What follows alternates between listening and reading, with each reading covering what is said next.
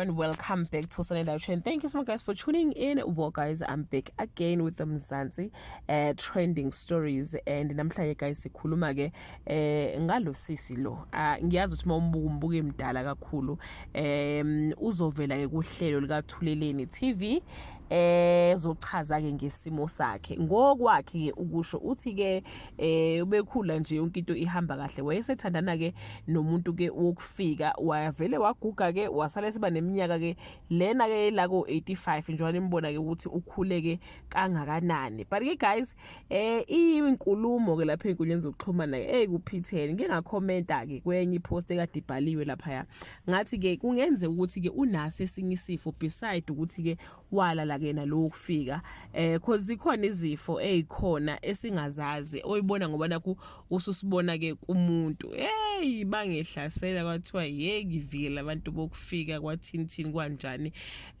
But ke guys I google because ikhona ingane engike ngayibona la enkuleni zokuxhumana eyathizelwe nje yazalwa isinalesa simo salowa mama yayina 2 months old but ibuka njengomuntu ona 70. Kunesifo kabasibiza ngokuthi ke iprogeria face, bathi ke uyakhula ngokunamandla, ungahamba ugooglishe nawe uyicheckele ukuthi ke isifo ke esinjani. Bathi ke the common features include age, facial appearance, wrinkled skin and hair loss, poor growth and low body weight, stiff joint and fragile bone.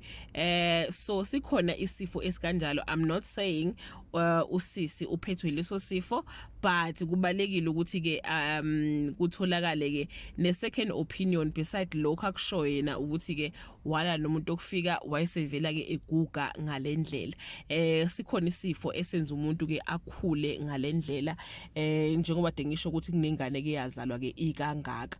I know guys ukuthi thina ezike abantu abampisholo ziningi izifo esizazi ngokwesintu noma izinto esizazi ngokwesintu, but mangabe usuchecka nakwamanye ke ama race noma ke ngokwezempilo noma ngokodokotela bayakwazi ukuchaza ukuthi kahle kahle lento iyini, is it ulalela into okufika noma sikhona esinye isifo esisemzimbeni wakhe.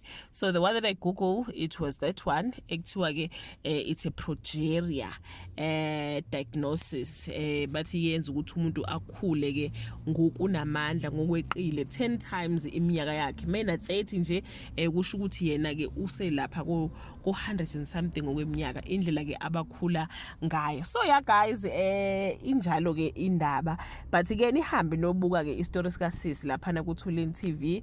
Ngicabanga ukuthi uzosiposta namhlanje nibuke ukuthi uchaza kanjani, and do comment ukuthi wena ucabanga ukuthi ngempela kungenzeka ukuthi ingenqothola nomuntu ofika oyesenza ama rituals wayesevele eguga ke waba neminyaka ke engaka, noma ngempela ikhona i-medical condition anayo edinga the medical assistance. So yeah guys, that brings us to the end of this video. Do leave your comment below and share your opinion. Bye.